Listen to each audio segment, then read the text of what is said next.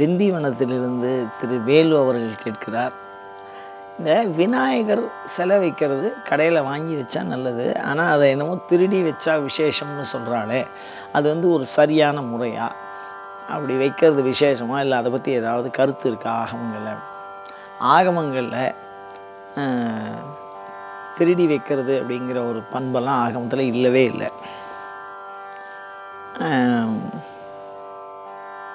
முதல்ல யார் வந்து ஒரு தனவந்தராக இருக்காரோ அவர் தான் கோயில் கட்டணும் அப்படின்னு விருப்பப்பட்டால் அவர் வந்து ஒரு பிராமணனை அணுகி அவர் அந்த பூசாரியினுடைய உதவியுடன் திருப்பி சிற்பியை அணுகி அதுக்கப்புறம் அவங்க 2 பேருமா சேர்ந்து எவ்வளவு அந்த கோயில்களை பற்றி கட்ட வேண்டிய அந்த முன்மாதிரி ஆலயத்தை செய்து அதுக்கப்புறம் அது கல் எடுக்கிறதுக்கு சிலாசங்கிரகம்லாம் சொல்லியிருக்கா.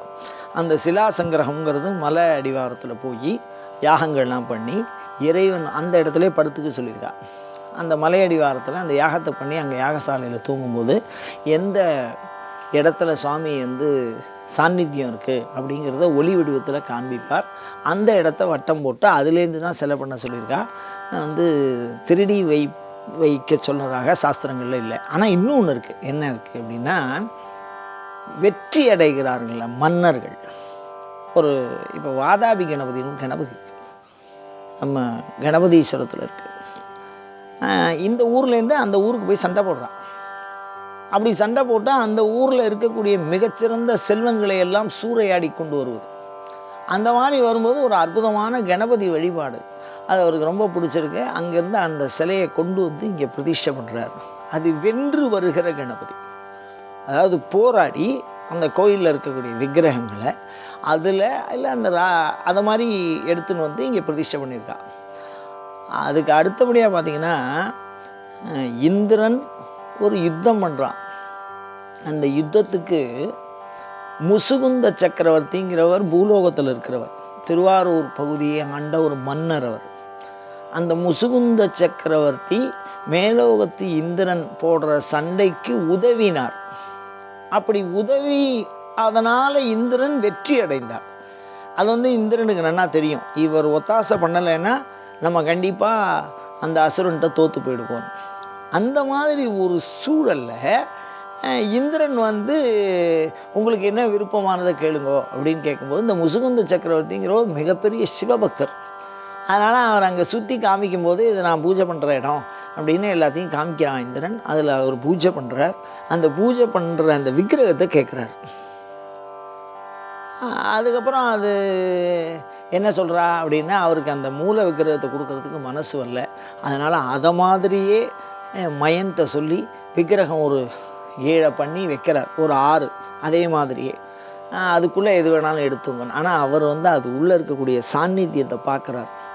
ஏன்னா அவர் பூரணமான சிவபக்தர் முசுகுந்த சக்கரவர்த்தி. அதனால் அதுக்கப்புறம் இந்திரன் நினைக்கிறான், நம்ம வந்து நினச்சோம் இப்படி கொடுக்க வேண்டான்னு, இருந்தாலும் கேட்டதுனால வெற்றிக்கு காரணமாக இருந்ததுனால கொடுத்துட்றேன்னு 7ஐயுமே எடுத்துன்னு போ அப்படின்ட்டான். அந்த 7 லிங்கத்தையும் கொண்டு வந்து தான் இங்கே சப்தவிடங்க க்ஷேத்திரம்னு பிரதிஷ்டை பண்ணியிருக்கான். அப்போ வந்து ஒரு ராஜாவுக்கு உதவுகிற வகையிலே சில தேவதைகளை கொண்டு வந்து இங்கே பிரதிஷ்டை பண்ணுறோம். ஒரு ராஜாவுக்கு வந்து வென்று சண்டை போட்டு ஜெயிச்சு எடுத்துன்னு வந்து பிரதிஷ்டை பண்ணியிருக்கோம்.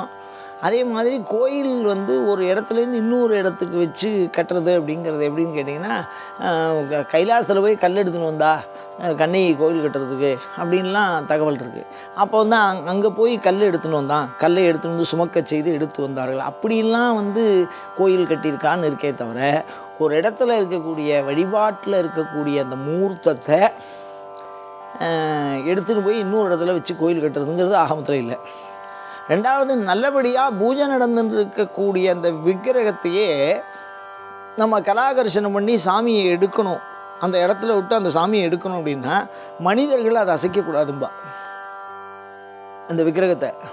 ஏன்னா அது பாவஸ்வரூபம். ஊரில் எல்லாருடைய பாவமும் அந்த விக்கிரகத்துக்கு போயிடும்.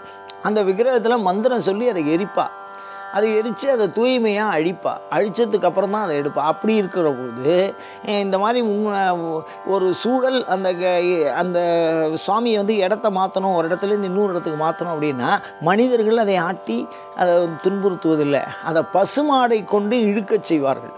அவர் இழுக்க வச்சுட்டு தான் அதுக்கப்புறம் அதை அசைப்பா. அப்போ ஒரு பூஜையில் இருக்கக்கூடிய சுவாமியை அசைக்கப்படாது அப்படிங்கிறதுல எல்லாம் ஆகமங்கள் தொடர்பான விதிகள் இருக்குது.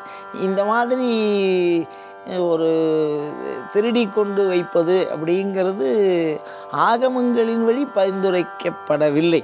அதை குறிப்பாக சைவாகமங்களில்.